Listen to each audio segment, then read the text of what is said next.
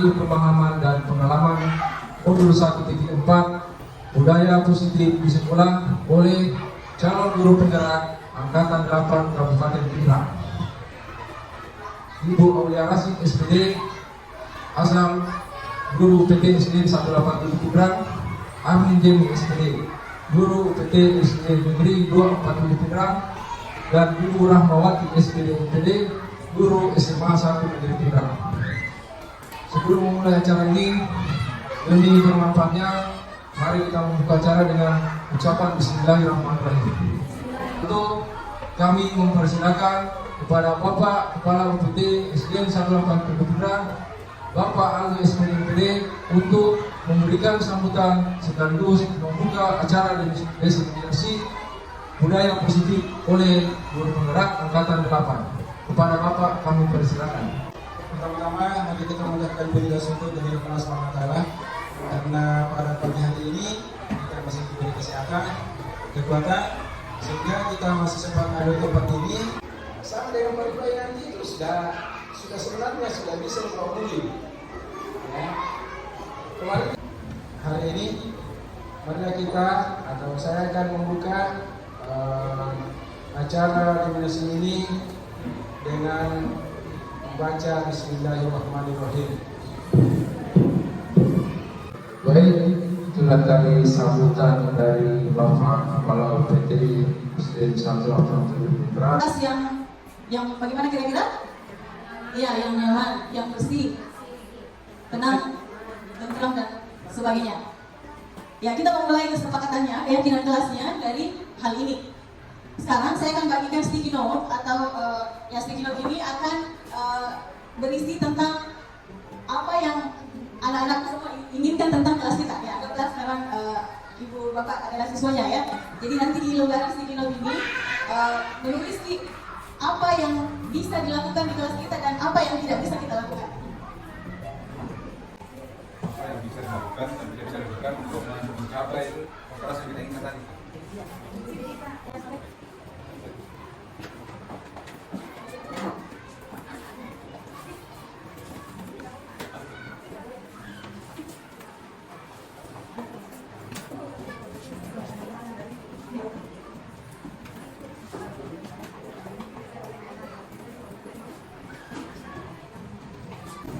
Ya, terima kasih. Ini semua adalah kalimat yang anak-anakku sudah buat ya.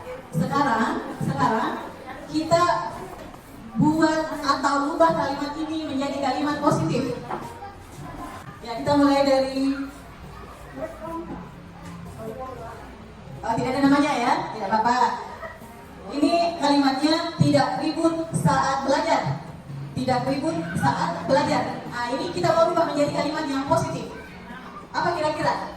Bagaimana kalimatnya? Iya. Tenang. Tenang.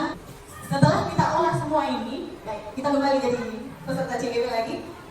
Ya, bukan siswa lagi ya. Ya, setelah kita positifkan semua kalimatnya tadi, kita saring lagi. Disaring maksudnya disatukan nih. Disatukan kalimat-kalimat yang sama. Misalnya tadi tertib. Di situ sudah ada beberapa kalimat yang mencakup di dalamnya. Tenang. Jadi ini sudah menjadi kalimat positif yang sudah disaring. Jadi ada 3 langkah garis besarnya. Yang pertama, mengumpulkan semua pendapat atau ide dari siswa. Kemudian kita bahas secara bersama. Setelah itu kita rubah kalimatnya menjadi kalimat positif. Kemudian disaring disatukan. Jika ada beberapa kalimat yang pengertiannya sama, misalnya tadi tidak berbicara, ketika guru menjelaskan, dia bisa masuk di tertib. Ya, itu proses penyaringannya. Ya, seperti itu untuk pembuatan keyakinan kelas. Setelah jadi nanti, kalimat yang kita hasilkan itu kalimatnya yang sederhana saja, jangan terlalu panjang. Bisa kita cetak kemudian dipasang di kelas supaya menjadi aturan untuk anak-anak kita, ada arah yang kita sudah buat di kelas, bahwa di kelas kita itu harusnya seperti ini. Ya, seperti itu, Bapak Ibu. Ya, next.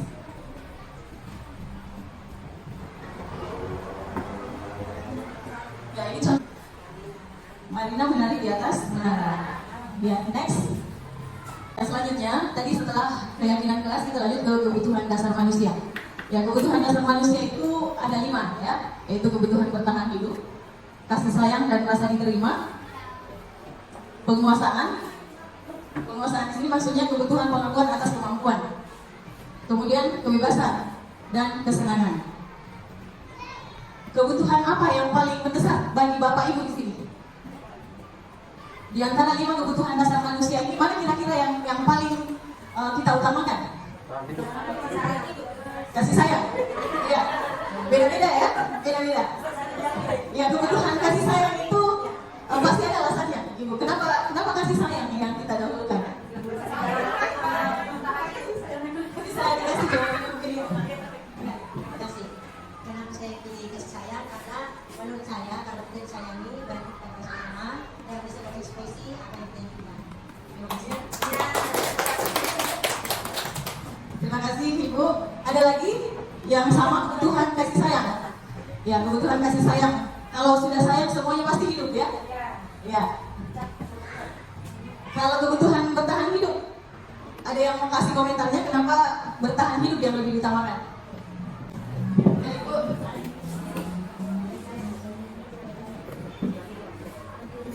Saya memilih sebenarnya semua kebutuhan di atas sangat perlu, tapi untuk ini itu kebutuhan bertahan hidup. Mengapa saya memilih kebutuhan bertahan hidup?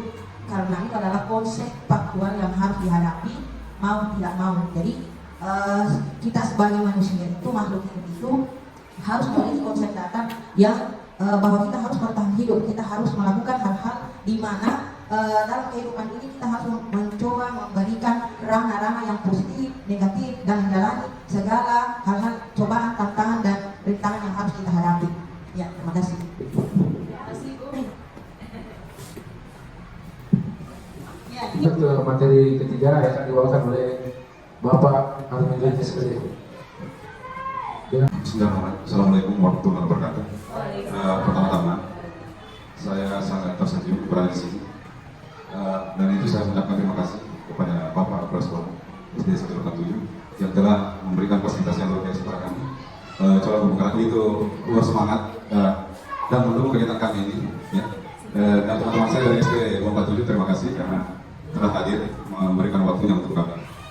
Nah, kami berada di sini hanya sebagai label dua penggerak. Insya Allah teman-teman sekalian juga bisa. Cuma kebetulan kami yang duluan. Jadi kami hari di sini semata-mata untuk berbagi pemahaman kami yang telah kami dapat di grup penggerak. Jadi ini bagian daripada tugas kami dalam pendidikan grup penggerak. Dan jadi sebelumnya ekspresi lagi, mudah-mudahan tidak bosan.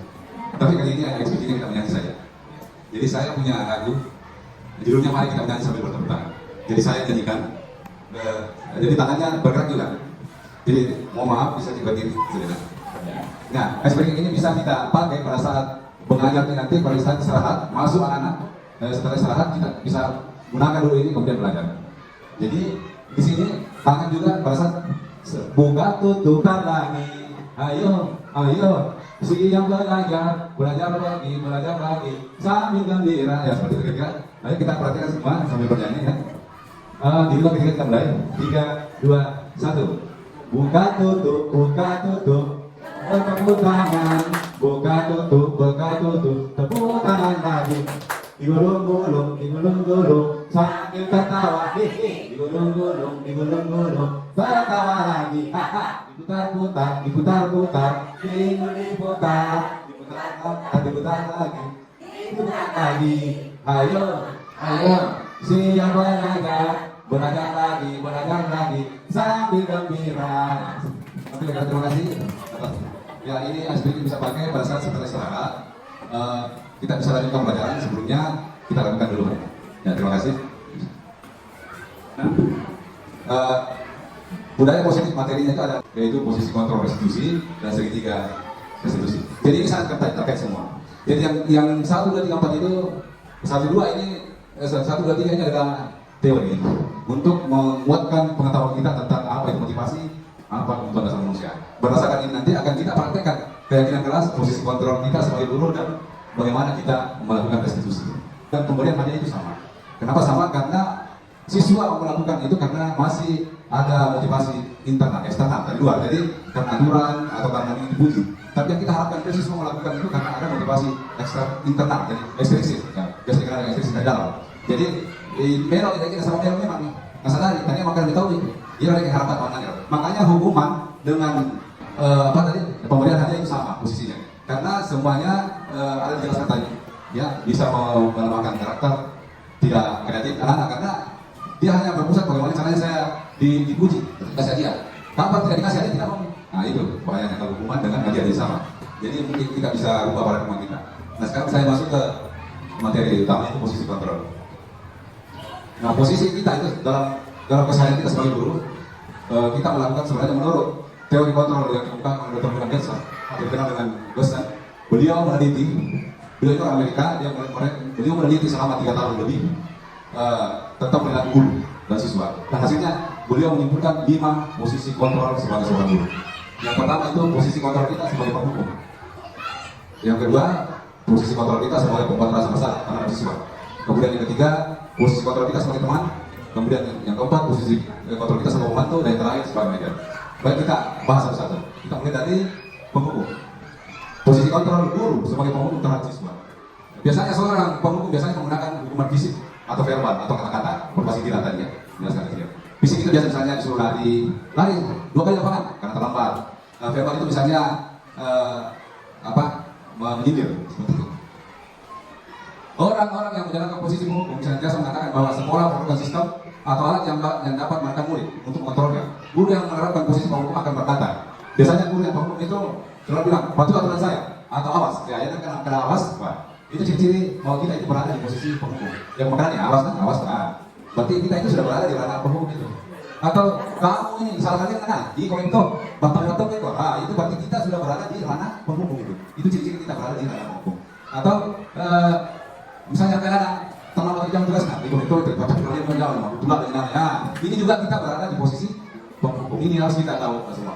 Guru seperti ini saya percaya bahwa ada satu cara untuk mulai bisa berhasil. Sini bicara, selalu menghukum. Dia yakin bahwa kalau kita hukum pasti tunduk. Padahal sebenarnya anak tidak dikontrol. Mereka hanya membiarkan dirinya dikontrol karena takut. Nah, seperti itu biasanya di posisi hukum. Kemudian kedua, posisi kita sebagai guru sebagai pembuat bersalah terhadap anak. Biasanya pada posisi ini biasanya guru akan bersuara lebih lembut. Wah, yang kita balik lembut. Dia nama cari. Paling baca boleh, tapi dia menggunakan dengan biasa bawa anak ke tempat-tempat yang di tempat bicara. Terus mereka mengatakan begini. Misalnya seorang ibu sangat kecewa sekali dengan kamu. Kenapa kamu sedih begitu? Padahal ibu tidak suka. Nah ini adalah contoh kita berada di posisi sebagai pembuat masalah. Kemudian kita tadi makan oke. Ada yang corona. Masalah bapak kalau ini aja itu ke sekolah. Yang mau tulis ke sekolah pertama. Iya tanya kamu ke sekolah. Cerita. Yang boleh mau lagi. Ini juga masuk kategori membuat anak merasa bersalah. Kemudian atau misalnya oke, memang ada kebudayan bapak. Dan kita kata. Kemudian bapak makan bayi, batal dengan anak. Ini juga kita berusaha membuat anak merasa bersalah. Nah, hal ini merupakan budaya yang negatif yang tidak boleh kita lakukan karena dampaknya nanti kita bahas sekaligus ya. Ini ciri-ciri kalau kita membuat anak merasa bersalah. Kita lanjut. Nah sekarang posisi kontrol kita sebagai teman terhadap anak. Biasanya pada posisi teman, guru biasa ada negatifnya, ada positifnya. Positifnya itu berupa tentu hubungan kita dengan anak bagus. Nah, boleh kita biasanya boleh kita guru di posisi teman menggunakan hubungan baik dan humor untuk mempengaruhi seseorang. Jadi dia menggunakan biasa humor supaya senang, sehingga dia bisa perintah anak, dia bisa mengontrol anak. Dia berusaha seperti itu sebagai teman. Jadi anak tidak sadar dan akhirnya anak akan perintah. Ini yang dimaksud dengan pada saat kita seperti itu berarti kita berada termasuk memperlakukan anak sebagai teman. Kemudian biasanya mereka mengatakan, ayo, misalnya kalau disuruh pergi itu sampah, bantu aja nak. Akan agak dulu ini, bakal dulu sampai nak. Berarti kita di situ berposisi sebagai teman. Pada saat kita melakukan hal seperti itu. Ya, atau misalnya salah anak tak, maka ini, ya, mau dibaca nak, aja, lorong tu nak. Nah itu biasa kita berarti posisi teman, karena teman itu selalu ngerti temannya tak, berarti kita ngerti terus ya, berita. Berarti pada saat itu sebenarnya kita berada pada posisi kontrol sebagai teman anak, begitu. Kemudian selanjutnya pemantau. Nah, pemantau ini hampir sempurna. Pemantau ini selalu menggunakan kesepakatan untuk menghukum, bukan menghukum, tapi konsekuensi.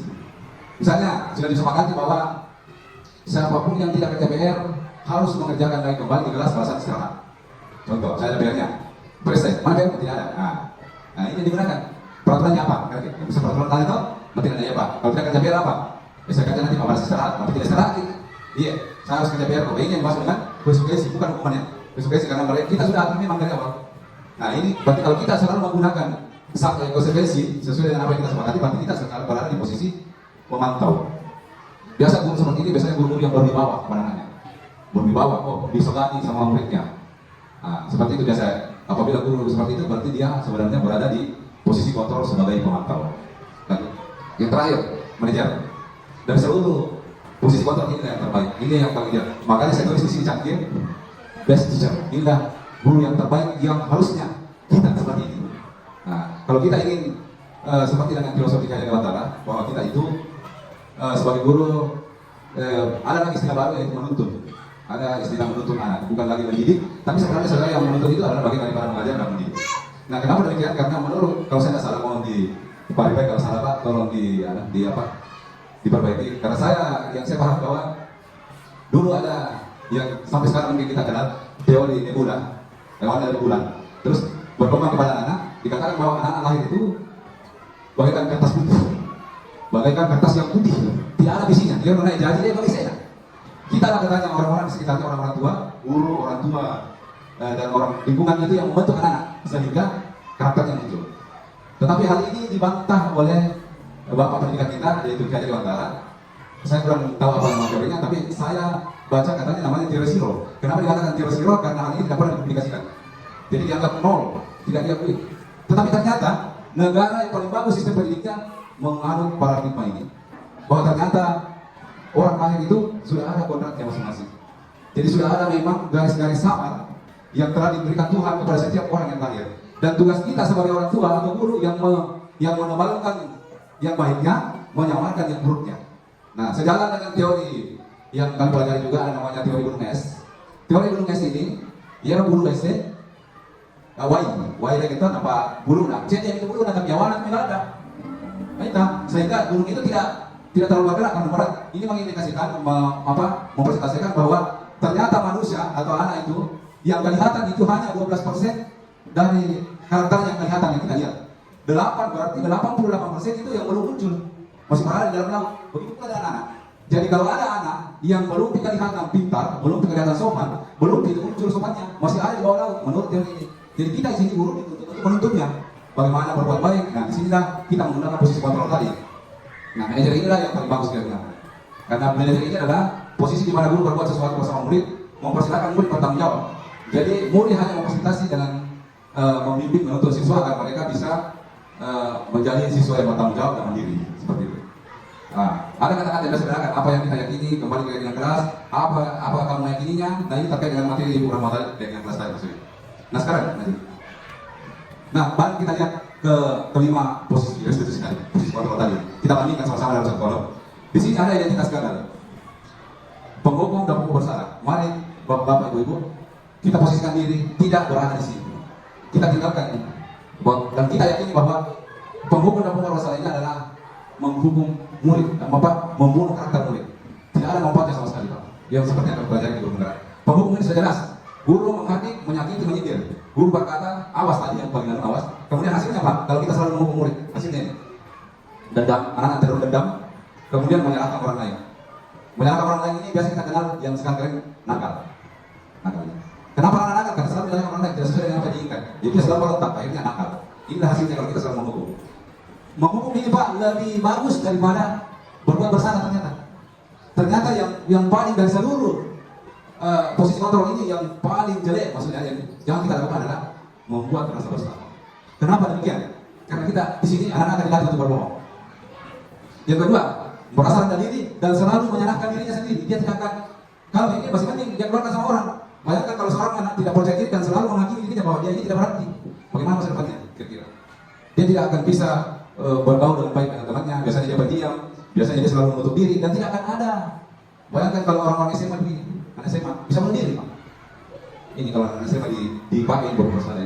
Kalau imannya kurang bisa bunuh diri, kalau ini mungkin nakal nih, masih bisa dilihat. Kalau yang ini luar biasa. Jadi mari kita ke identitas sukses ini. Tapi sebisanya kita akan manajer. Tapi manajer ini sangat susah. Memang mudah bisa katakan, tapi mengaplikasinya ini sangat susah. Makanya ada 3 pilihan. Jadi kita beranjak dari teman dulu. Kita beranjak dari posisi kontrol sebagai teman dulu. Teman ini bukan berarti menghilangkan dari kita sebagai guru, tapi kita berusaha mengerti apa maunya anak. Terus setelah anak terbuka, mulai ngobrol sama kita. Tentang itu anak ya kok dia tidak tahu ini. Maksudnya bukan tidak tahu, maksudnya berbicara sama kita, maka kita bisa naik ke pemantau. tingkatan level lebih tinggi yaitu pemantau. Pemantau ini lebih mudah mengontrol anak karena memakai keyakinan keras tadi dengan aturan. Tapi jangan bertahan di situ. Setelah anak kelihatan sudah mulai mendengarkan apa yang kita inginkan, maka kita naikkan posisi manajer, di mana nanti dari tadinya karena takut karena aturan berubah nanti itu motivasinya menjadi karena sadar diri, menyadari dirinya, menghargai dirinya bahwa saya tidak mau terlambat karena kalau terlambat salah. Bukan lagi karena takut dihukum. Jadi pelan-pelan naik. Seperti ini kira-kira posisi kontrol ini mungkin maksud dan tujuannya seperti itu. Mungkin tidak bisa lanjut ke materi yang kedua karena waktu juga. Nah sekarang sebelum balik, saya ingin menguji apakah tadi materinya betul-betul bisa diterima atau sudah dipahami. Ada beberapa pernyataan di sini. Kira-kira posisi kontrol apa yang menangkan kata-kata ini? Yang pertama, saya kecewa sekali dengan kamu ya, kontrol apa itu? Betul sekali, luar biasa. Kemudian kamu tidak pernah benar-benar melakukannya. Ini biasanya digunakan oleh posisi kontrol apa tadi? Menghukum ya? Menghukum. Ayolah lakukan dengan saya. Ayo, apakah kamu mendapatkan stiker bintang hari ini? Apa ya? Ini masuk ke teman ya, menanyakan ke temannya. Udah apa lagi ya? Ada teman kita. Kemudian bagaimana kamu bisa menyelesaikan masalah ini? Ini masuk ke restitusi yang terakhir tadi sebagai manajer ya. Kamu selalu yang paling terakhir. Ini menghukum ya. Kamu tidak akan mendapatkan bintang bila tidak menyelesaikan tugas ini. Nah, ini juga sebagai teman. Berapa kali sih saya sudah mengatakan kepada kamu? Ini adalah posisi penghukum. Apa rencana kamu untuk menyelesaikan masalah ini? Ini masuk sudah ya. Nah, dari kelima tadi posisi kontrol. Yang terakhir tadi adalah yang paling baik atau yang harusnya kita usahakan kita lakukan. Dalam melakukan posisi manajer tadi ada cara dalam menyelesaikan masalah. Kalau kita sudah sebagai manajer, bantu anak, jadi ada istilah segitiga restitusi. Jadi kalau ada anak bermasalah, bukan lagi kita pakai aturan tadi itu. Maksudnya, tapi ada 3 langkah-langkahnya. Dikenal dengan istilah segitiga restitusi. Jadi inilah cara atau teknik yang digunakan oleh peneliti Gostek tadi. Ya, ini ada dalam materi RMS kami untuk mempraktikkan posisi manajer tadi. Jadi pengertian segitiga restitusi ini adalah proses menciptakan kondisi bagi murid untuk memperbaiki kesalahan mereka, sehingga mereka bisa kembali pada kelompok mereka dengan karakter yang lebih kuat. Nah, lanjut. Segitiga restitusi ini bisa dilakukan melalui suatu proses dialog.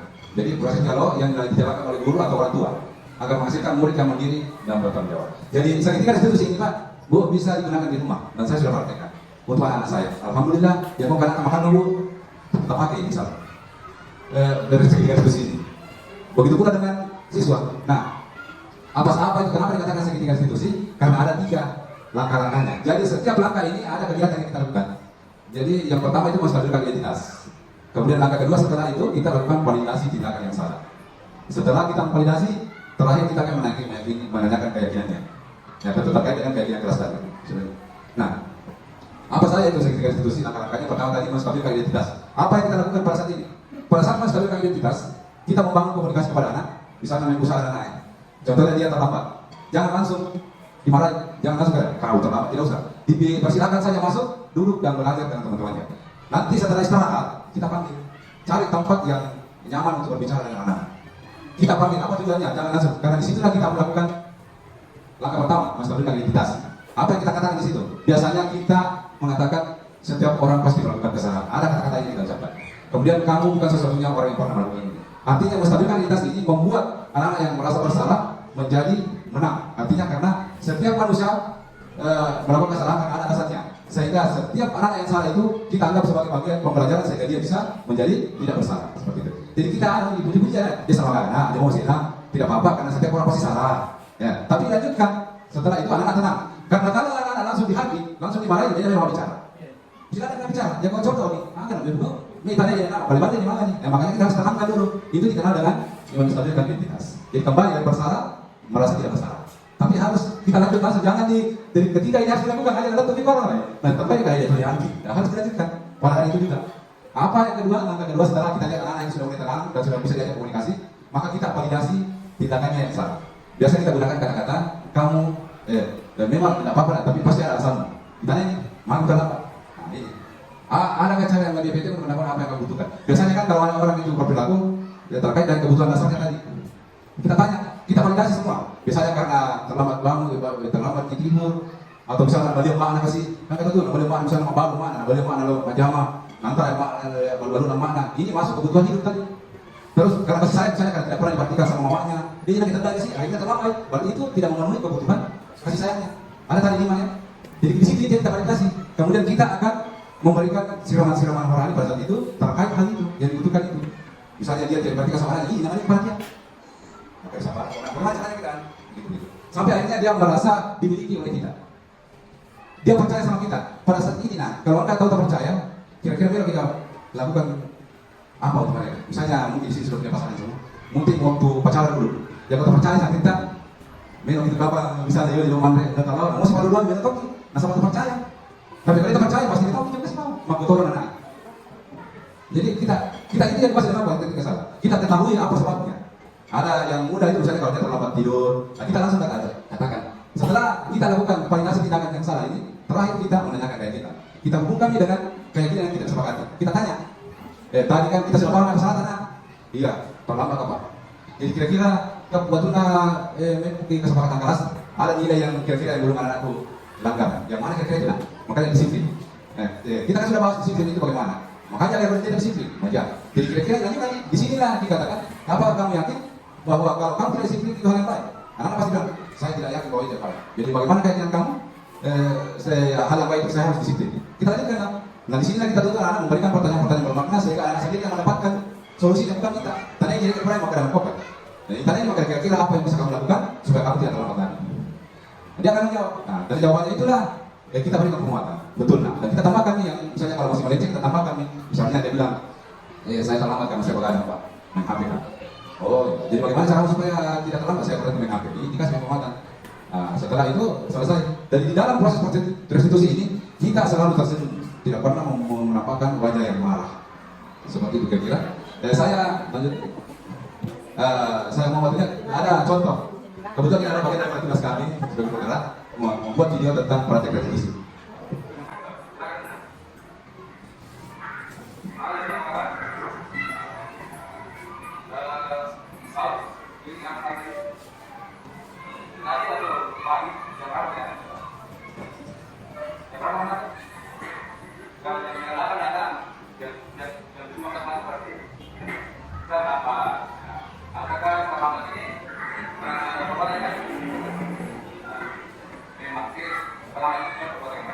Tapi setiap orang itu masih penasaran, ya. Bahkan saya tidak apa-apa. Tapi saya tanya, kira-kira kenapa ini bisa lama? Kenapa itu? Kenapa kita apa? Oh, kenapa itu? Karena aku jangan ada. Baiklah itu kira-kira mungkin tidak sempurna tapi sudah ada gambaran apa yang harus kita lakukan pada saat kita menyelesaikan masalah-masalah anak-anak di dalam di sekolah seperti itu. Nah sebagai terakhir mungkin kita bisa memberikan lagu-lagu kebiasaan praktik baik kepada anak seperti ini. Jadi lagu lagi saya ini lagu gitu. Jadi kalau berbuat salah bilang maaf, jawab anak maaf. Kalau butuh bantuan bilang tolong. Kalau dapat hadiah, ucap terima kasih. Kalau dia ucapkan permisi, tadi. Nah itu. Ini adalah mungkin kita bisa nyanyikan pada saat pulang. Jadi secara tidak langsung kita mendidik anak untuk setiap salah dia minta maaf. Dan terus setiap dia minta tolong dia mengatakan tolong. Terus kalau dikasih dia ucapkan terima kasih. Kemudian kalau dia melewat dia bilang tadi. Nah inilah yang nilai-nilai yang kita membiasakan kepada anak tersebut. Yang selesai itu terima kasih. Kalau ada kekurangan mohon maaf karena kami ini manusia dapatnya salah. Kalau ada yang baik silahkan diambil. Kalau ada yang buruk silahkan dibuang jauh-jauh. Dengan ucapan alhamdulillahirobbilalamin. Terima kasih atas perhatiannya. Wassalamualaikum warahmatullahi wabarakatuh. Baik, terima kasih untuk Bapak Demi untuk pemateri ketiga. Jadi sesuai kesepakatan yang pertama tadi, setelah semua pemaparan dipaparkan, maka kita akan membuka sesi tanya jawab atau sharing pengalaman mengenai budaya-budaya positif di sekolah. Nah, jadi jika ada mungkin pertanyaan kita batasi beberapa pertanyaan atau langsung kita tampung pertanyaannya dan dijawab oleh para materi kita yang tadi. Assalamualaikum warahmatullahi wabarakatuh. Kami di sini sebagai guru SD, apa kiat-kiat kami untuk menghindari tadi sebagai penghukum dan membuat rasa bersalah karena kita yakin pasti itu yang kita lakukan di dalam kelas.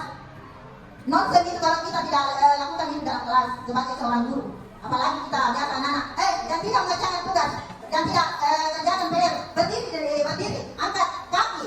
Tidak seperti dulu kita itu, campur di apa, teori yang dulu, zaman kami sekolah tidak sama dengan sekarang. Ada undang-undang yang memantau kita. Jadi pertanyaan kami yang pertama tadi, apa kiat-kiat yang kami lakukan sebagai guru sekolah dasar, beda dengan sekolah menengah itu tidak ada pemikiran. Kalau anak-anak tingkat sekolah dasar itu betul-betul butuh perhatian dari kita ekstra. Terus pertanyaan yang kedua ini tentang keyakinan kelas tadi, apa yang harus kita lakukan sebagai guru kelas rendah untuk menetapkan keyakinan kelas ini dari peraturan berubah ke keyakinan kelas. Terima kasih atas kesempatan yang diberikan. Wabillahi taufiq wal hidayah. Wassalamualaikum warahmatullahi wabarakatuh. Terima kasih atas pertanyaan yang Fatma. Bagus sekali apa kiat-kiat yang kita lakukan. Dan di pribadi saya Bu, mungkin bisa yang pertama kita ubah mindset dulu, terutama masalah guru penggerak. Jadi kita ubah mindset dulu, ayo ikut guru penggerak. Jangan tiba-tiba bilang tidak bisa mengundurkan diri Bu. Jadi bilang kami bahwa ini begitu di pertamanya Bu. Tetapi setelah saya ikut di guru penggerak, banyak sekali ilmu-ilmu yang bisa dipelajari di guru penggerak. Tadi benar yang disampaikan rekan saya Ibu Aulia bahwa kita harus mengubah mindset. Ya, yang dulunya di kelas itu kita guru ini adalah super power. Kita semua yang kendalikan di dalam. Jadi mulai saat ini secara perlahan tidak bisa instan juga, tapi secara perlahan kita bisa berubah sedikit demi sedikit bahwa guru itu bukan super power lagi di kelas, tapi guru itu adalah penuntut. Kita menuntut anak-anak kita bagaimana mereka bisa belajar. Saya sedikit menambahkan. Yang pertama saya akan menjawab tentang bagaimana membuat keyakinan kelas di kelas rendah. Sesuai dengan apa yang pernah saya lihat, video-video yang saya nonton. Biasanya Bu, kalau anak kelas rendah, kelas 1 ini, jadi kita buat memang itu akan kita gunakan nanti untuk membuat itu. Jadi masing-masing siswa memiliki dua, ada smile dan kita yang menuntut, kita yang memberikan kalimat-kalimat. Kemudian kita tanyakan, yang setuju angkat smile, yang tidak setuju angkat yang tidak smile. Kemudian kita pisahkan, jadi asalkan jadi karena anak-anak itu tidak bisa membaca, jadi kita harus atau gambar-gambar.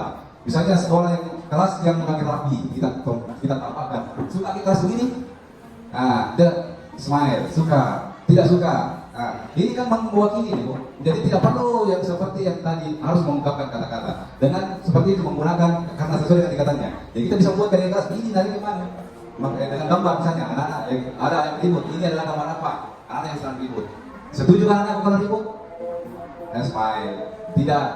Yang bilang setuju ini bagus. Jadi ini yang harus kita yakini ya, kita tidak boleh ribut. Terus gambar itu nanti yang kita bikin keyakinan kelas siswa menyukai suasana kelas seperti gambar ini. Jadi pada saat nanti ada salahnya, kita tunjukkan kamu melakukan tradisi tapi tetap dibina. Tapi kita yang paling utama yang kita harus bina dalam anak kelas 1 atau SD secara umum adalah moralnya atau karakternya. Bagaimana dia sopan, bagaimana dia menghargai orang tua, bagaimana dia bertanggung jawab. Dia kok profil Pancasila ya sudah terlalu otomatis itu anak pintar. Karena tadi ada kan budaya universal. Saya sedikit menggambarkan budaya universal ini maksudnya ini adalah budaya yang diakui seluruh dunia. Universal, siapapun di negara manapun kalau misalnya kita bilang disiplin pasti tata kurang, tidak ada yang membantah itu.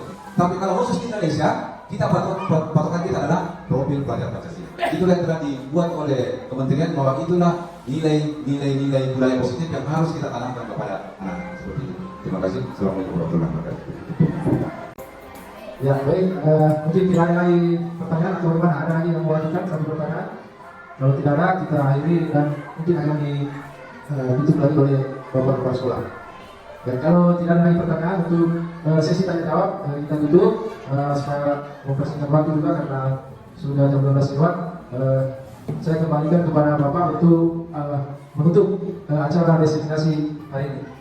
Kepada Bapak Presiden. Penutupan dari Bapak Kepala PT 187 Pindrang, maka dengan berakhirnya kegiatan tadi, setelah penutupan maka berakhir pula kegiatan destinasi berbagi pemahaman dan pengalaman modul 1.4 budaya positif di sekolah oleh calon guru penggerak angkatan 8 Kabupaten Pindrang.